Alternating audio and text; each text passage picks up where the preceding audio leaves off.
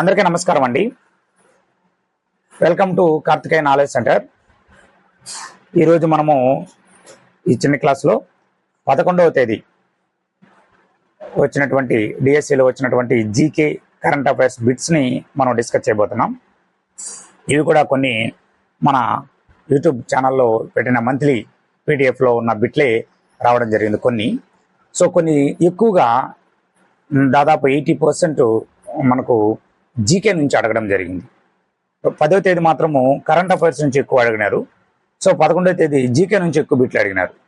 దీన్ని బట్టి నాకు అర్థమైంది ఏంటంటే మనము రెండింటికి సమప్రాధాన్యం ఇవ్వాలి. పేపర్లో కరెంట్ అఫైర్స్ మీద బిట్లు పడితే మనం జీకే ఒకటే చదువుకుంటే సరిపోదు. ఒకవేళ జీకే ఒకటే కాకుండా కరెంట్ అఫైర్స్ ఒకటే చదువుకోపోయినామంటే జీకే మీద బిట్లు పెడితే మనకి ఇబ్బంది పడతాం. రెండు ప్యారలల్గా చూసుకోండి. మీరంతా ఇప్పటివరకు చదువుకుంటారు.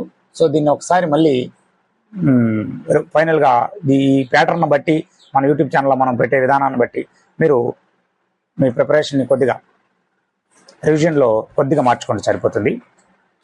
మనం పాయింట్లోకి వెళ్దాం. ఇప్పటి వరకు యూట్యూబ్ ఛానల్ని సబ్స్క్రైబ్ చేయని వాళ్ళు సబ్స్క్రైబ్ చేసుకోండి.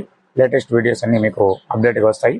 అదేవిధంగా వీడియో నచ్చితే మీరు షేర్ చేయండి, అదేవిధంగా లైక్ చేయండి. Okay, first topic ELISA abbreviation అడిగారు.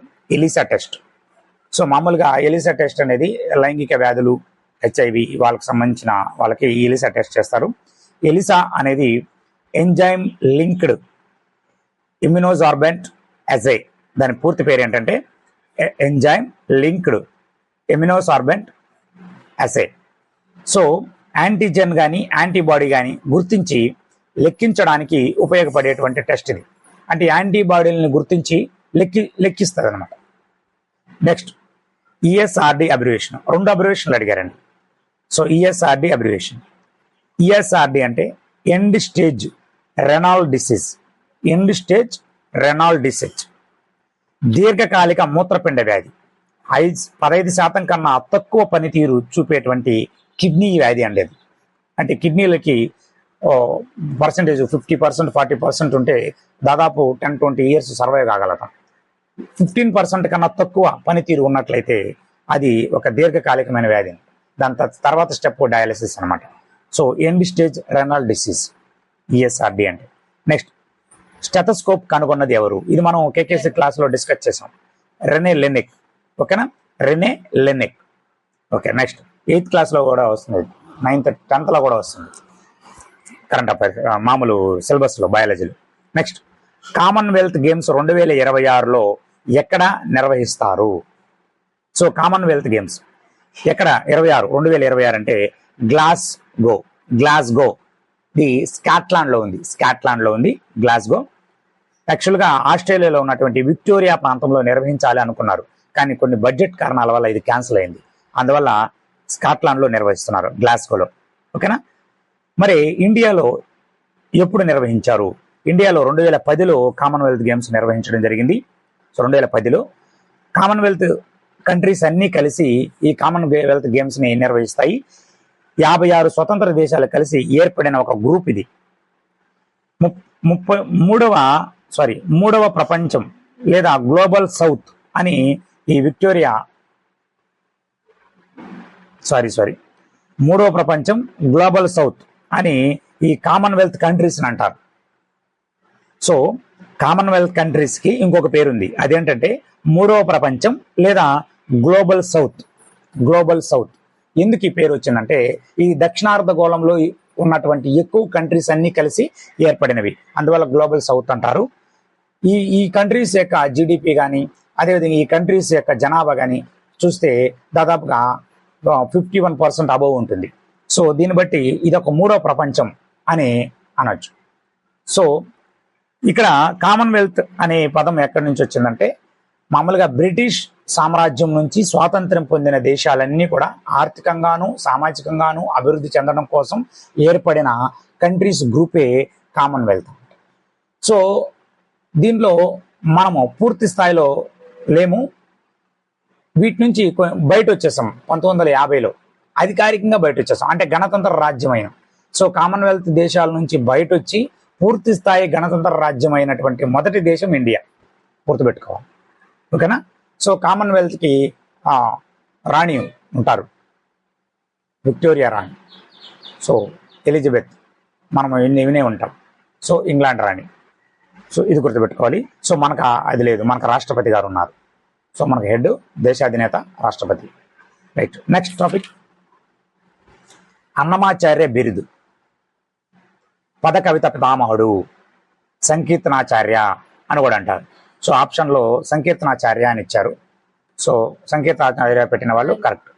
సో పద కవిత పితామహుడు అన్న, సంకీర్తనాచార్య అన్న ఒకటి. సో అన్నమాచార్య ఏ శతాబ్దానికి చెందిన వ్యక్తి? కామెంట్ సెక్షన్లో కామెంట్ చేయండి. నెక్స్ట్, ఒలింపిక్స్ 2024 ఏ దేశంలో నిర్వహించారు అని అడిగారు బిట్టు. ఇది కేకేసి ఫర్ యూ పీడిఎఫ్లో సెప్టెంబర్ 2024 పీడిఎఫ్లో పేజ్ నెంబర్ 1వ పేజీలో ఉంది. సో ప్యారిస్లో నిర్వహించారు. ఒలింపిక్స్ 2024 ఏ దేశంలో నిర్వహించారు? మీరు కనుక గమనిస్తే ఈ ఒలింపిక్స్, అదేవిధంగా రీసెంట్గా జరిగినటువంటి గేమ్స్, క్రికెట్ కానీ ఏదైనా కానీ, వాటి బ్యాక్ డ్రాప్ అడుగుతున్నారు. బ్యాక్ డ్రాప్ అంటే పూర్తిస్థాయిలో మొన్న ఒక నిన్న 2010వ తేదీ 2025 జూన్ 10వ తేదీన అడిగిన బిట్లలో ఒక బిట్ అడిగారు. ఏంటంటే ఒలింపిక్స్ లో ఉన్న రింగ్లు 5 ఉంటాయి, అవి దేనికి గుర్తిస్తున్నాము అని అడిగారు. సో దీన్ని బట్టి మీకు అర్థమైందంటే చాలా మంది ఒలింపిక్స్ పథకాలు అవన్నీ ఎక్కువగా గుర్తుపెట్టుకుంటారు. ఏ దేశానికి ఎన్ని పథకాలు వచ్చాయి అవన్నీ గుర్తుపెట్టుకుంటున్నారు. సో బ్యాక్ డ్రాప్ అడగడం అంటే ఇదే. ఒలింపిక్స్ లో వలయాలు 5 ఉన్నాయి, 5 ఖండాలకు గుర్తు, అలా అడుగుతున్నారు. సో ఇప్పుడు చూడండి, ఒలింపిక్స్ 24 ఎక్కడ జరిగాయి అని అడుగుతున్నాడు. 2024 ఎక్కడ జరిగాయని. సో నెక్స్ట్ బిట్, ఒలింపిక్స్ 2024 తర్వాత 28లో జరగబోతాయి, అవి ఎక్కడ జరుగుతాయని అడగొచ్చు. సో నెక్స్ట్ జరగబోయే సిరీస్, ఒలింపిక్ సిరీస్ ఏ దేశంలో జరుగుతాయి? కామెంట్ సెక్షన్లో కామెంట్ చేయండి. Next topic, study of fishes, study of snakes. ఇవి ఒక జతపరచుట్లో ఇచ్చారు. స్టడీ ఆఫ్ ఫిషెస్, చేపల అధ్యయనాన్ని ఏమంటారు? ఇక్తియాలజీ అంటారు. ఇక్తియాలజీ అంటారు. నెక్స్ట్, స్టడీ ఆఫ్ స్నేక్స్, సర్పాల అధ్యయనాన్ని ఏమంటారు? హెర్పటాలజీ అంటారు. హెర్పటాలజీ. ఓకేనా? సర్పం హెర్పం గుర్తుపెట్టుకట్లా, ఊరికే సర్పం హెర్ప అట్లా గుర్తుపెట్టుకోండి.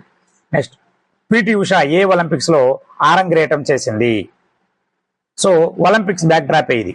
చూడండి, మనం ఒలింపిక్స్ లో ఎన్ని పథకాలు వచ్చాయి, రీసెంట్గా ఎవరికి వచ్చాయి అదే అడుగుతారు. కానీ మనం ఇక్కడ బ్యాక్ డ్రాప్ అడుగుతున్నాడు, అంటే దాని వెనక చరిత్ర అడుగుతున్నాడు. సో మన దేశంలో ఎప్పుడు పాల్గొన్నారు, పిటి ఉషా గారు ఎప్పుడు పాల్గొన్నారు, ఇట్లాంటి బిట్లు చూడండి. సో ఎప్పుడు పాల్గొన్నారంటే 1984 మాస్కో ఒలింపిక్స్ లో, రష్యాలో ఉన్నటువంటి మాస్కో ఒలింపిక్స్ లో పాల్గొన్నారు. సో తన 16వ ఏట 100 మీటర్లు 200 మీటర్లలో 6వ స్థానంలో నిలిచింది, కానీ పథకం రాలేదు ఆమెకి. సో నెక్స్ట్, రాజ్యసభ సభ్యులు కాని వారెవరు? రాజ్యసభ సభ్యులు కాని వారెవరు? ఒక 4 ఆప్షన్లు ఇచ్చి, సో దాంట్లో రాజ్యసభ సభ్యులు కాని వారెవరు అని అడిగినారు. సో మనం గుర్తుపెట్టుకోవాలి. సో రాజ్యసభ సభ్యులు వారు ఎవరు తెలిస్తుంటే మనకు ఆటోమేటిక్గా అది గుర్తొస్తుంది. నెక్స్ట్, ఇస్రో 100వ ప్రయోగం పేరేమి? ఇస్రో 100, ఇది కరెంట్ అఫైర్స్, మనము కేకేసీ ఫర్ యూలో క్లాసులో డిస్కస్ చేస్తాం ఇది. సో NVS-02 ఇది నావిగేషన్ శాటిలైట్. ఇస్రో 100వ ప్రయోగం ఇది. ఓకేనా? రైట్. ఇక్కడ వరకు మనకు అడిగినటువంటి ఒక 10 బిట్లు. సో దీంట్లో మనకు 10లో దాదాపు 4 వచ్చాయండి. సో దాదాపు 40%. నిన్నైతే 60% వరకు బిట్లు రావడం జరిగింది 10వ తేదీ. సో 11వ తేదీ 40% బిట్లు వచ్చాయి. సో ఇంకా కూడా ఎవరైనా ఆ పీడిఎఫ్ చూడకపోయినా వీలైతే 2024 జూన్ నుంచి డిసెంబర్ 2024 వరకు పీడిఎఫ్లు మీకు డిస్క్రిప్షన్లో ఇవ్వడం జరిగింది మన యూట్యూబ్ ఛానల్లో. అదేవిధంగా మనకు ప్లేలిస్ట్లో ఉంటాయి అవన్నీ. సో అదేవిధంగా జనవరి 2025 నుంచి జూన్ 2025 వరకు పీడిఎఫ్స్తో పాటు మనకు క్లాసెస్ కూడా ప్లేలిస్ట్లో ఉన్నాయి. సో మీకు ఫ్రీ ఆఫ్ కాస్ట్తో మీరు వీటిని వీక్షించవచ్చు. సో ఎవరైతే సబ్స్క్రైబ్ చేసుకోలేదో సబ్స్క్రైబ్ చేసుకోండి. వీడియో నచ్చితే షేర్ చేయండి, అదేవిధంగా లైక్ చేయండి. Thank you very much.